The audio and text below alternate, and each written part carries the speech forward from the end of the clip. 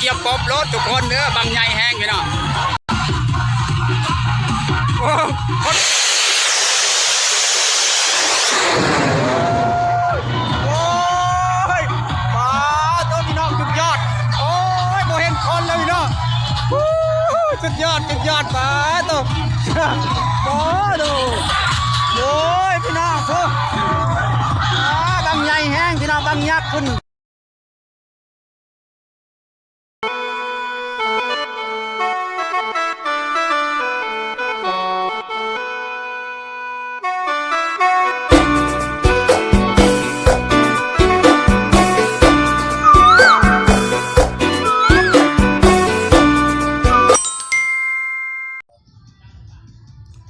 กับสบายดีหรือว่าสวัสดี FC โมดสุมงสุบอนเด้อบว่าในและต่างประเทศก็ยินดีเข้าสู่สองบ่อน้ำพามนอีกแล้วพี่น้องมื้อนี้ก็จะไปเที่ยวงานบุญบังไฟอยู่เมืองชลบุรีพี่น้องบ่เคยไปจากเถื่อครั้งแรกในชีวิตที่เคยมางานบุญบังไฟที่เมืองชลพี่น้องเขาว่ามวลหลายพี่น้องแต่บ่เคยไปพี่น้องรอบนี้ต้องไปแน่ๆเขาว่าบุญบังไฟมีหลายแห้งพี่น้องประมาณ4-50หรือว่า7-80พี่น้องแล้วมีบางหนึ่งใหญ่แห้งพี่น้องเป็นบางหยักความยาวประมาณ20-30 เมตรโอ้ใหญ่แห้งพี่น้องหามกัน10 คนถึงจะยกได้พี่น้องโอ้สุดยอดบุญบังไฟต้องมวนแน่ๆพี่น้องถ้าผู้ใดไม่ได้ไปนี่โอ้ยผิดหวังพี่น้องไปเบิ่งไปชมนำกันพี่น้องถ้าผู้ใดได้เบิ่งได้ชมแล้วก็อย่าลืมกดไลค์กดแชร์หรือว่ากดติดตามช่องบ่าวน้ำพามวลในเด้อพอมีกำลังใจเฮ็ดคลิปต่อไปพี่น้องไปเราต้องศึกษาเสียเวลาเราต้องไปเบิ่งไปชมนำกันเด้อ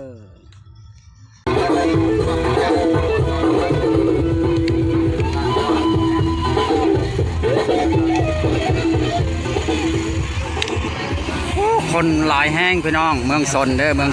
วัดป่าเมืองชนเด้อก็บังไฟใหญ่เด้ออ๋อใหญ่แห้งพี่น้องบังไฟยักษ์พี่น้องใหญ่แห้ง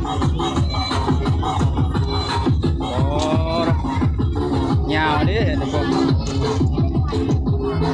บังไฟยักษ์พี่น้องเอ้ยมาเบิ่งรอรุ่นนำกันเด้อจะไปจะโจทย์จังไรเด้ออยอดบังไฟพวกว่ามาจะผ่านใดพี่น้องบังไฟหลายแห้งพี่น้อง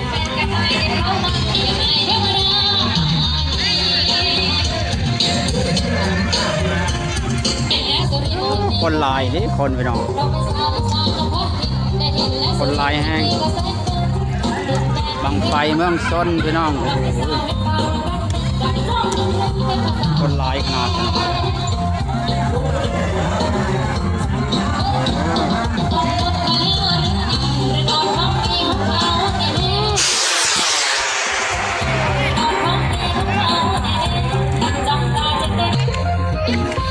เช้ามาเต้นเช้ายันกองประมาณนั้นรอรุ่นบางยักษ์เด้อใครจะโจทย์ละบัดนี่นะจะโจทย์ได้แน่ๆพี่น้อง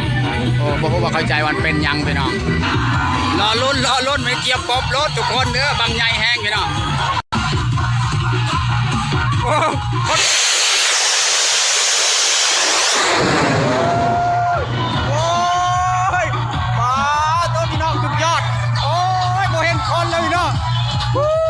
สุดยอดป้าตัวโอ้ดูโอ้ยพี่น้องทุกเขาจะจน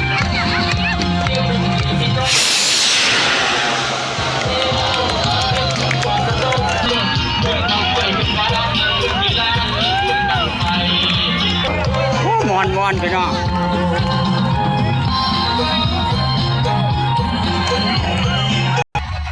โจทย์บาทเดียว4 บังเลยพี่น้องรอรุ่นบางเด้อบาทเดียว4 บังเขาจะโจทย์จังไรพี่น้องรอรุ่นบางเด้อเขาจะโจทย์เลยเด้อ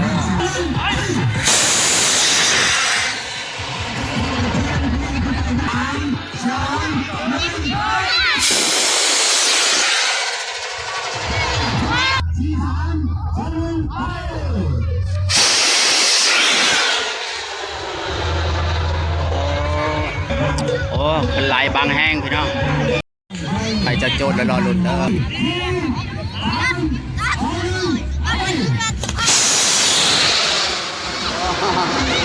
3 บังบาทเดียวพี่น้องเอ้ยสุดยอดสุดยอด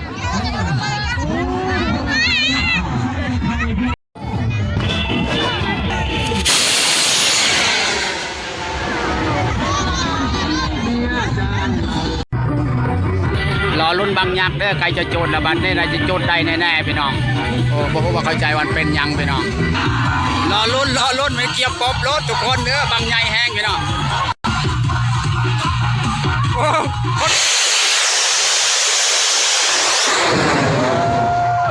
อ้ยป้าตัวพี่น้องสุดยอดโอ้ยบ่เห็นคนเลยพี่น้องสุดยอดป้าตัวโอ้ดูโอ้ยพี่น้องทุกบางใหญ่แห้งพี่น้องบางยักษ์คุณโอ้ดูคุณดีแห้งพี่น้องป้าโตผมเคยเห็นครั้งแรกในชีวิตพี่น้องบ่เห็นแล้วพี่น้องสุดยอดบ้องคนพี่น้องป้าทุกคนลายแห้งพี่น้องป้าสัญญากันมาได้จังนะก็ไปดูจักเวลาพี่น้องโอ้เกี่ยวไปพุ่นพี่น้องยังบ่หมดก็พุ่น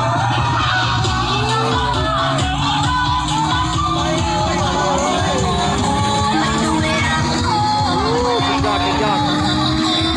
มือจนสั่นพี่น้องขึ้นดีแห้งขนาดโอ้ยบังไฟยักษ์พี่น้องเอ้ยสุดยอดสุดยอด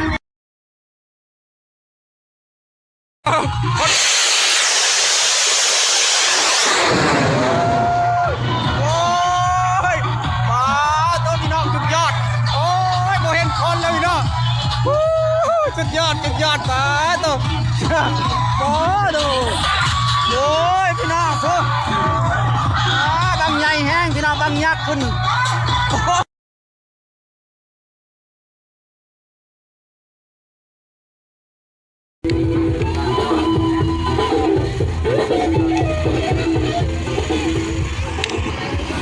คนหลายแห้งพี่น้องเมืองสนเด้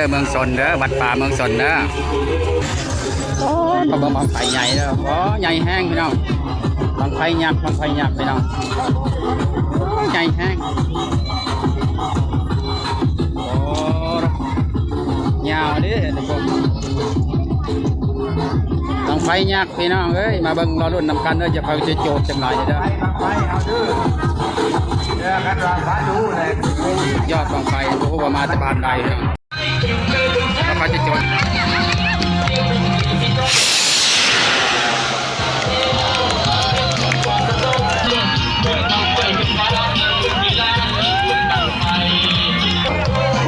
มอนพี่น้อง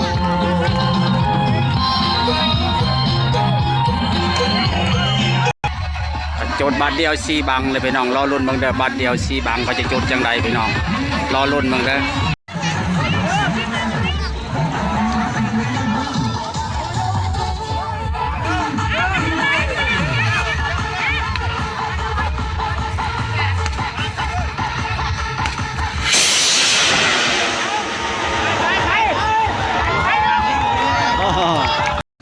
เขาจะโจทย์แล้วนะ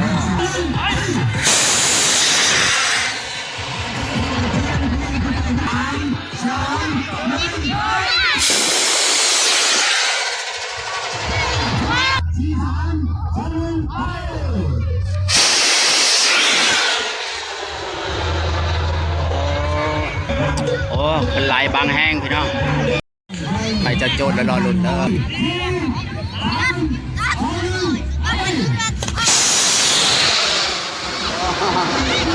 3 บังบาทเดียวพี่น้องเอ้ยสุดยอด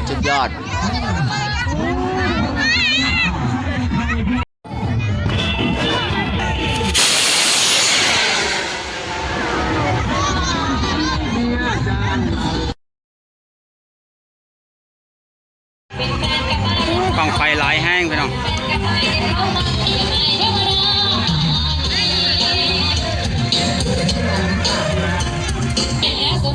คนหลายนี่คนพี่น้องคนหลายแห้งบังไฟเมืองซนพี่น้องคนหลายขนาดนั้น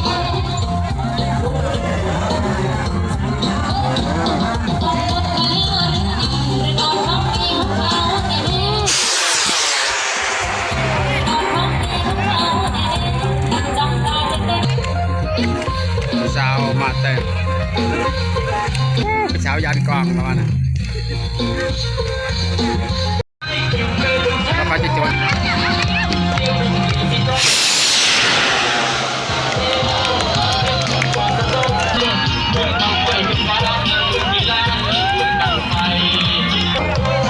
มอนไปเนาะ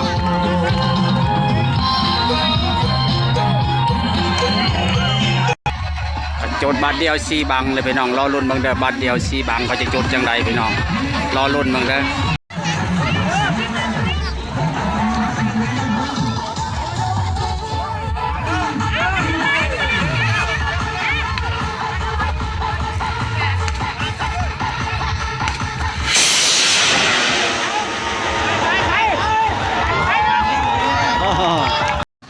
เขาจะจดเลยนะ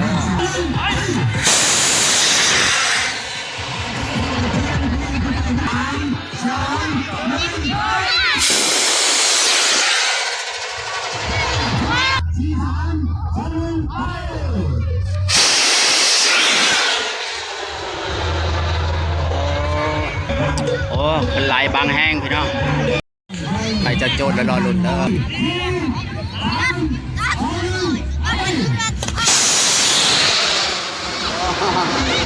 3 บังบาทเดียวพี่น้องเอ้ยสุดยอด